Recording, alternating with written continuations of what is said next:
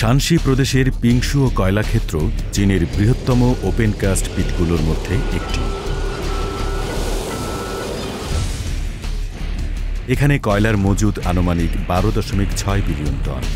300 ton load ক্ষমতাসম্পন্ন কয়লা পরিবাহক এখানে দিনরাত কাজ করে।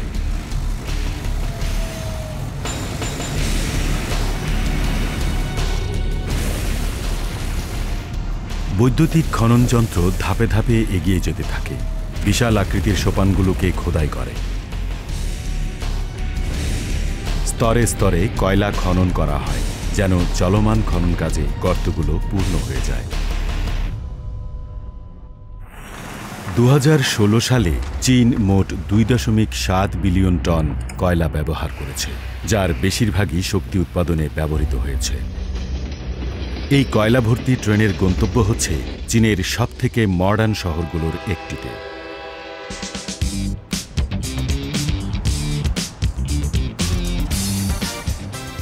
সাংহাই 2.5 কোটি মানুষের একটি শহর, যে শহর সারা রাত জেগে থাকে।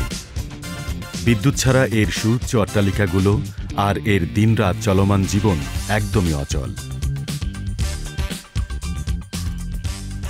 এক বছরে সাংহাই 150 বিলিয়ন কিলোওয়াট ঘণ্টা বিদ্যুৎ ব্যবহার করে থাকে। সাংহাইয়ে ব্যবহৃত বিদ্যুতের 10 ভাগের 1 ভাগ ইয়াংজি নদীর মোহনায় অবস্থিত ওয়েগোচাও নাম্বার 1 পাওয়ার জেনারেশন কোম্পানি থেকে আসে।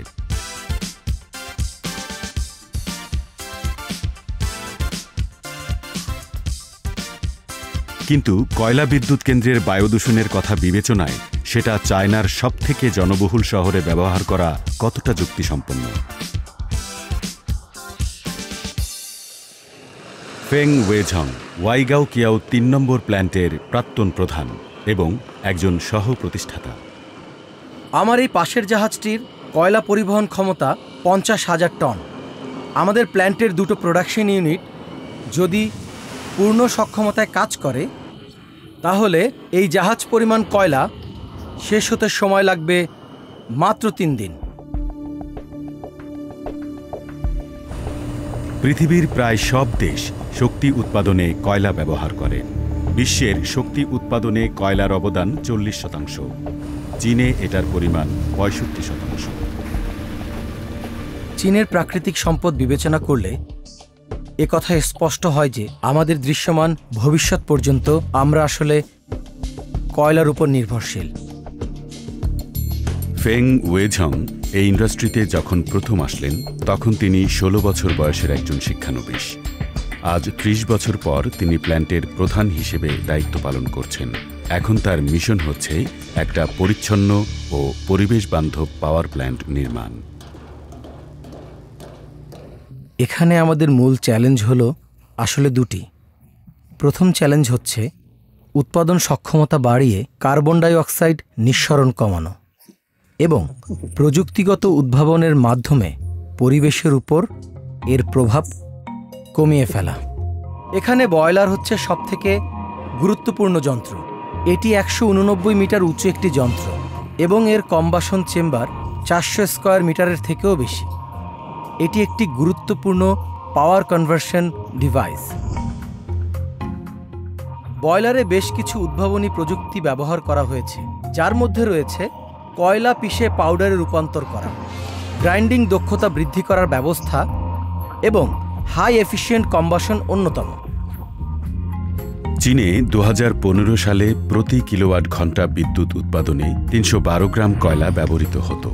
ওয়াইগাও চিয়াও 3 নম্বর প্ল্যান্টের 2টি কয়লা বিদ্যুৎ উৎপাদন ইউনিট নির্মাণে সক্ষম হন, যা 10 লক্ষ কিলোওয়াট ঘণ্টা বিদ্যুৎ উৎপাদন করত। কিলোওয়াট ঘণ্টা প্রতি গড় কয়লা ব্যবহারের হারকে 10 লক্ষ দিয়ে গুণ করলে প্রয়োজনীয় কয়লার পরিমাণ পাওয়া যায়। 2 মিলিয়ন কিলোওয়াট উৎপাদন ক্ষমতা কি বলতে আসলে কি বোঝায়? 1949 সালে আমাদের সমগ্র দেশের মোট বিদ্যুৎ উৎপাদন করার ক্ষমতা ছিল মাত্র 1.8 মিলিয়ন কিলোওয়াট, যা এখনকার তুলনায় অনেক কম। 2013 সালে 276.82 গ্রাম পার কিলোওয়াট ঘণ্টা কয়লা ব্যবহার করে ওয়াইগাও কিয়াও 3 নম্বর প্ল্যান্ট বিশ্ব রেকর্ড ভেঙেছেন। প্রতি গ্রাম কয়লা ব্যবহার কমানোর পেছনে ফেং ওয়েঝংয়ের টিমের সরঞ্জাম উন্নতিকরণ পেটেন্ট রয়েছে। এই নতুন রেকর্ডের অর্থ হল প্রতি বছর 5,20,000 টন কয়লা সাশ্রয় করা, যা 300 মিলিয়ন ইউয়ানের সমান। আমরা অনেক দিক থেকে লাভবান হচ্ছি। আমরা 20% খরচ কমিয়েছি। এটা শুধুমাত্র কয়লা খরচে 20% সাশ্রয় করে তাই নয়, কার্বন ডাই অক্সাইড নিঃসরণও হ্রাস করে। আমাদের পরিবেশ অনেকাংশে রক্ষা পাচ্ছে এবং প্রাকৃতিক সম্পদের অপচয় কমছে। বাইরের তাপমাত্রা 17 ডিগ্রি সেলসিয়াসের কম হওয়ার কারণে আমরা ওয়াইগাওচিয়াও 3 নম্বর প্ল্যান্টের ভেল্টে জলীয় বাষ্পও দেখতে পাই না। এটি একটি প্রায় শূন্য নিঃসরণ পাওয়ার স্টেশন।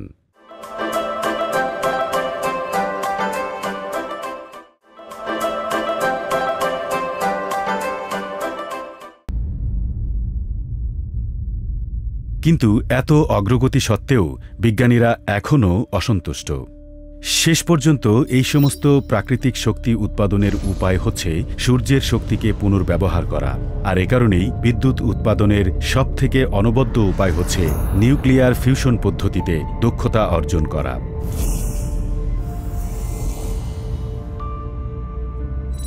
যে পদ্ধতিতে সূর্য নিজেই শক্তি উৎপাদন করে। পৃথিবীতে কি একটি ছোট সূর্য তৈরি করা সম্ভব, যা আমাদের হাজার হাজার বছর ধরে চলার জন্য যথেষ্ট শক্তি উৎপন্ন করতে পারবে?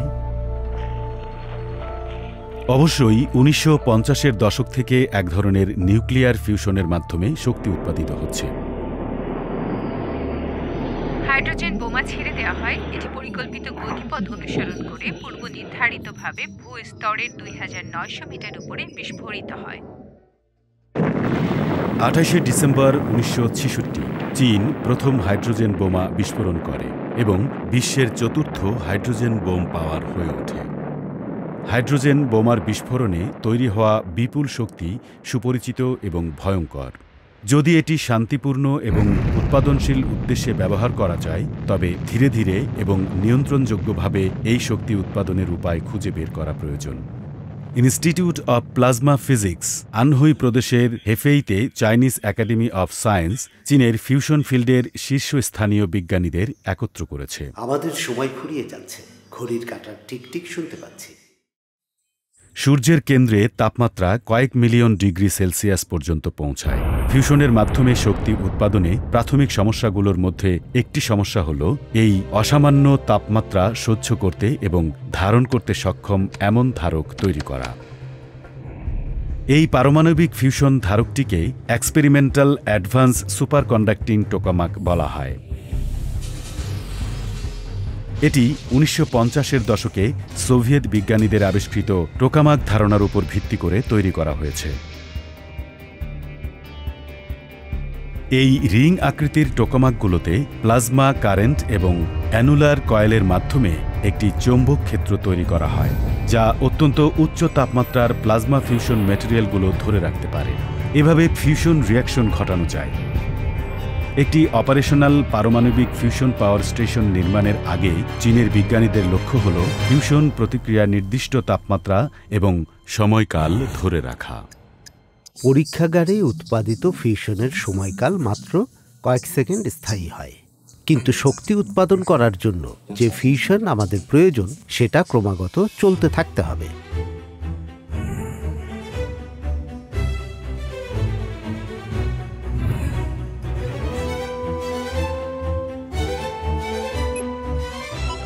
জুলাই 2017-তে গং শিয়ানজু এবং তার সহকর্মীরা একটি নতুন বিশ্ব রেকর্ডের সাক্ষী হন।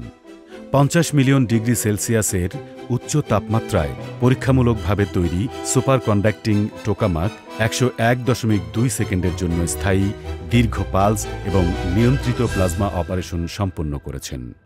পরীক্ষার সময় টোকামাকে প্রতিদিন 40 থেকে 100 বার চালানো প্রয়োজন। কঠিন এবং ব্যয়বহুল এই পারমাণবিক ফিউশনের অধ্যয়ন বিশ্বব্যাপী এক সহযোগিতার বিষয়বস্তু হয়ে উঠেছে।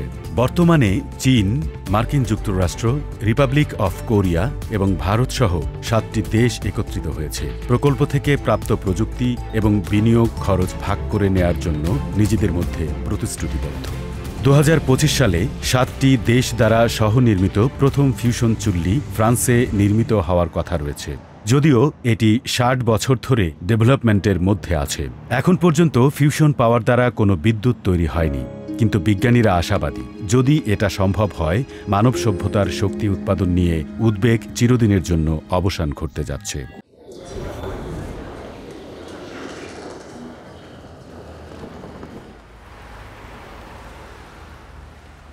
বাও শিনহে একজন ভৌত রসায়নবিদ। রাত ৯টা বাজে এবং সে কেবল ডালিয়ানে পৌঁছেছে, কিন্তু এখনই তার গন্তব্য হল ল্যাব।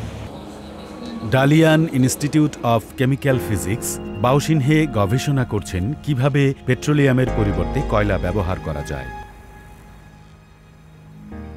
এই মুহূর্তে পেট্রোলিয়াম সবথেকে বেশি ব্যবহার করা হয় তরল জ্বালানি ও রাসায়নিক পণ্যে। আমরা এর একটা নির্ভরযোগ্য বিকল্প খুঁজছি। কয়লা ব্যবহার করার কথা ভাবছি। কয়লা পেট্রোলিয়ামের কিছু ফাংশন প্রতিস্থাপন করবে। আমাদের জীবনের প্রতিটা অংশ, পোশাক থেকে শুরু করে আকাশচুম্বী ভবন, ওয়েলফিনের উপর নির্ভর করে। প্রকৃতপক্ষে ওয়েলফিনের সিংহভাগ পেট্রোলিয়াম থেকে আসে।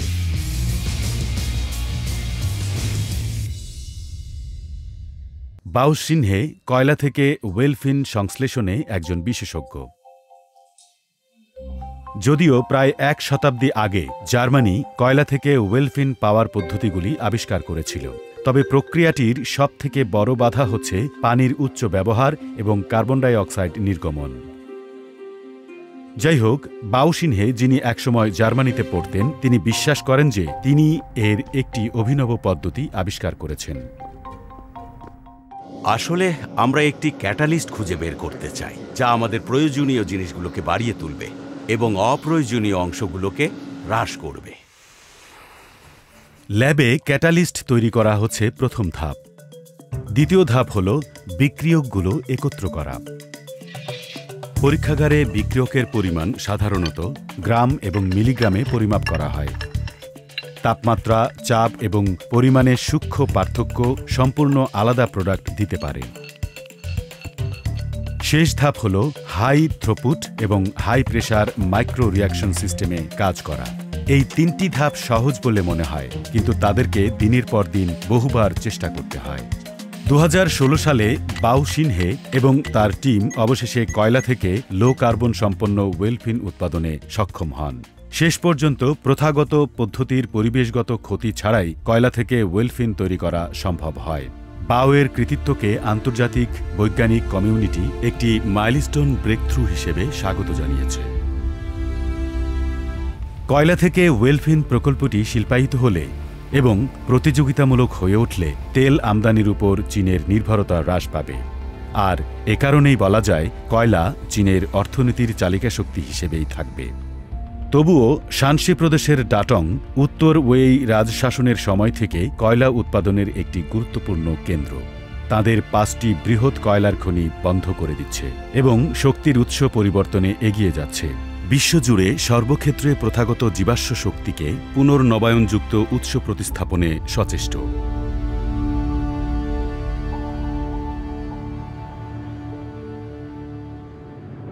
শি জিন ১৯৮৩ সালে জন্মগ্রহণ করেন। তিনি জিয়াংশু প্রদেশের উস্কি থেকে এসেছেন। তিনি চায়না মার্চেন্টস নিউ এনার্জি গ্রুপের প্রজেক্ট ম্যানেজার।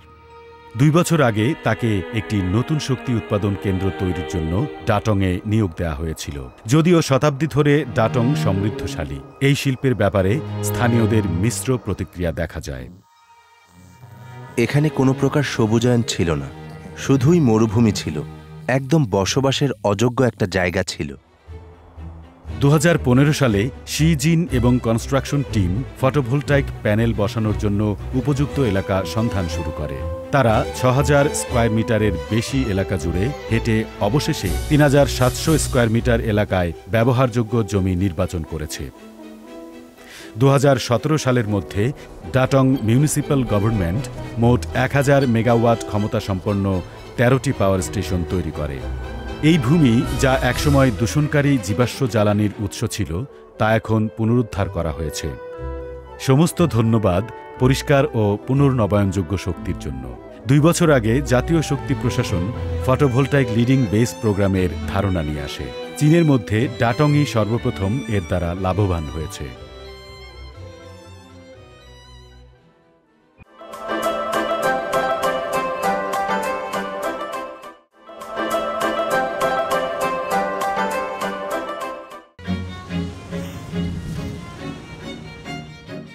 সাংহাইয়ের ইয়াংশান বন্দরে স্বয়ংক্রিয়ভাবে নির্দেশিত গাড়িগুলো রোবট সুন্দরভাবে বহন করছে। তারা অভিজ্ঞ অপারেটরদের মতো 1 সেন্টিমিটারের মধ্যে তাদের নির্ভুলতা বজায় রাখতে পারে। শেনইয়াংয়ে বুদ্ধিমত্তার সাথে রোবটের দক্ষতায় গুদামের পণ্য পরিচালনা করে। এতে মানুষের একটি বোতাম চাপ দেওয়া ছাড়া বেশি কিছু করার দরকার পড়ে না। সেমিকন্ডাক্টর ফেব্রিকেশন প্ল্যান্ট পরিষ্কার করার কাজে রোবট যে কোনো মানুষের চেয়ে দক্ষ। প্রকৃতপক্ষে আধুনিক উদ্ভাবনগুলো তাদের ছাড়া সম্ভব হবে না। ইন্টারনেট আরও একটি বড় পরিবর্তন এনেছে, তা হল শিল্পকে প্রয়োজন অনুসারে নির্ধারণ করা এবং কাস্টমাইজ করা।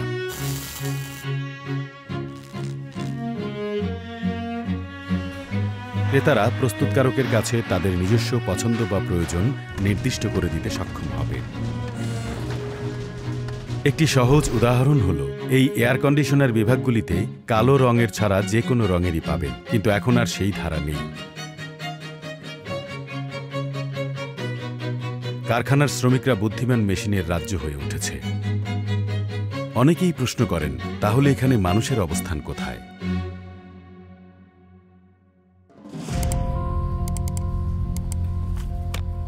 এটার উত্তর হল, পছন্দ বা প্রয়োজন অনুযায়ী নির্মাণ করার বিষয়টি উৎসাহ প্রদানমূলক কাজ করে। আমাদের শরীরের জয়েন্টগুলো শরীরের সবচেয়ে গুরুত্বপূর্ণ এবং দুর্বল অংশগুলির মধ্যে একটি। পায়ের গোড়ালির মতো জয়েন্টে গোড়ালির সমস্যা মানুষকে গভীরভাবে দুর্বল করে ফেলে। তাং কাংলাই একজন অর্থোপেডিক সার্জন। হ্যাঁ, এই যে দেখুন, এই রোগী পড়ে গিয়ে আহত হন এবং পায়ের গোড়ালির হাড় ভেঙে যায়। পায়ের ঢালু অংশটি কাজ করা বন্ধ করে দেয় এবং পচন রোগের সৃষ্টি হয়। এটা অর্থোপেডিক চিকিৎসা জগতের সবচেয়ে কঠিন রোগের একটি। গোড়ালির হাড়ের এই পচন রোগের ক্ষেত্রে তা কেটে ফেলা এবং প্রতিস্থাপন একমাত্র বিকল্প। অতীতে কোনো সন্তোষজনক প্রতিস্থাপন ব্যবস্থা ছিল না। এই হাড়টি দেখতে আসল, তবে এর আকৃতি খুব জটিল। আকৃতিতে 4 বর্গ সেন্টিমিটারেরও কম এই বস্তুটির উপর অনেকগুলি বক্ররেখা রয়েছে এবং ক্ষুদ্রতম খাঁচাটির গভীরতা মাত্র 2 মিলিমিটার। এটি লক্ষ লক্ষ বছরের মানব বিবর্তনের ফলাফল। সবচেয়ে অত্যাধুনিক পদ্ধতিতে তৈরি কৃত্রিম হাড় কেবল ভার বহন করতে পারে, এতে কোনো তৎপরতা থাকবে না।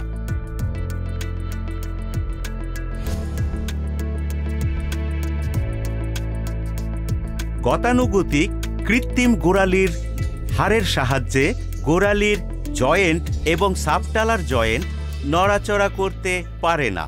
এটি শুধু চলাচলের সময় পাকে সহায়তা করতে পারে। এটা মনোযোগ দিয়ে খেয়াল করতে হবে। 3D প্রিন্টিং নির্মাণ শিল্পের একটি বৈপ্লবিক রূপ, যা রোগীদের জীবন পরিবর্তন করতে চলেছে।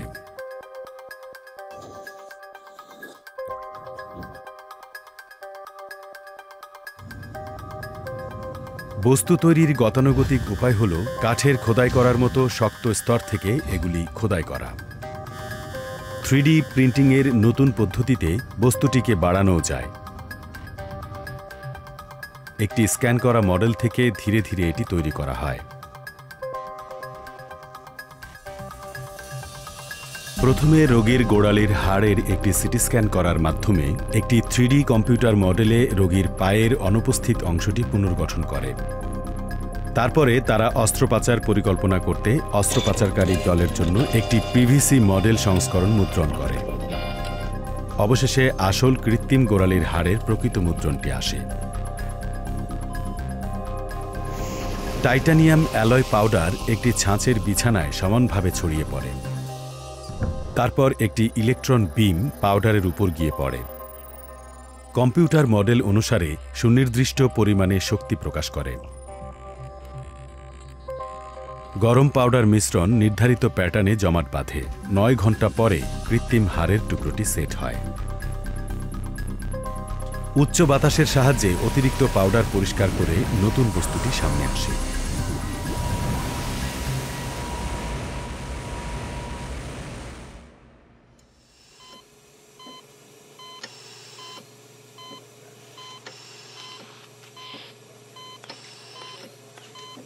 7 দিন পরে তাং কাংলাই রোগীর পায়ের কৃত্রিম হাড় প্রতিস্থাপন করে। এটি বিশ্বের প্রথম 3D প্রিন্টেড গোড়ালির হাড়ের ইমপ্ল্যান্টেশন।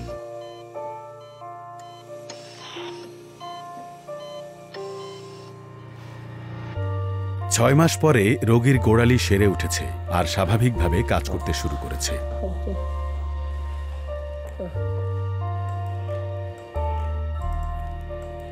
গতানুগতিক পদ্ধতির তুলনায় 3D প্রিন্টিং প্রতিস্থাপন হাড় উৎপাদন করতে সর্বোচ্চ 2 সপ্তাহের মতো সময় লাগে। আশ্চর্যজনকভাবে আগের খরচের চেয়ে 15% অর্থ সাশ্রয় হয়। 3D প্রিন্টিং থেকে মানুষ আরও অনেক কিছু আশা করছে। ভবিষ্যতে বায়োপ্রিন্টিং প্রযুক্তি ব্যবহার করে মানব শরীরের কৃত্রিম অঙ্গপ্রত্যঙ্গ তৈরি তা প্রতিস্থাপনের সুযোগ করে দিতে পারবে। ন্যানোস্কেল প্রিন্টিং দিয়ে তৈরি ইন্টিগ্রেটেড প্রিসিশন সাঁচযুক্ত উপাদান এবং মাইক্রোকসমিক বস্তুগুলি মানুষের উৎপাদনের ধারণাগুলিকে বদলে দেবে। গত 1 দশকে চীনা নির্মাতারা ক্রমাগত নতুন সম্ভাবনা তৈরি করছে। মেড ইন চায়না এর অর্থ একসময় পরিমাণে প্রচুর সস্তা পণ্য ছিল। ধীরে ধীরে এটি সত্যিকারের চীনা সৃষ্টিতে রূপান্তরিত হচ্ছে, কারণ উচ্চ প্রযুক্তির উচ্চমানের উৎপাদন এখন যুগের চাহিদা। ভবিষ্যতে উৎপাদন দেখতে কেমন হবে? এটি কি বিশেষ কার্যাবলীর সাথে বিশেষ উপকরণগুলির সমন্বয়ে উন্নয়ন সাধিত হবে? নিয়ন্ত্রণের সব জায়গাগুলিতে কি বুদ্ধিমত্তা সম্পন্ন যন্ত্র থাকবে? এটি কি দক্ষতা এবং শক্তি সঞ্চয়কে অগ্রাধিকার দেবে? সম্ভবত কোনো না কোনোভাবে এগুলির সবই এর মধ্যে থাকবে। একমাত্র সত্য বিষয় হল যে আমরা ক্রমাগত শিল্প বিপ্লবের যুগে প্রবেশ করছি এবং চীন তার সর্বোচ্চ চূড়ায় পৌঁছাতে চলেছে। বিজ্ঞানীরা ভবিষ্যৎবাণী করেছেন যে 21 শতাব্দী জীববিজ্ঞানের শতাব্দী। চীন এই ক্ষেত্রে তাদের বিস্ময়কর কল্পনাশক্তি প্রদর্শন করেছে। যখন একটি নতুন বিশ্ব আসছে, তখন আমরা কিভাবে বিশ্বের শীর্ষস্থান পরিচালনার জন্য প্রস্তুত হব?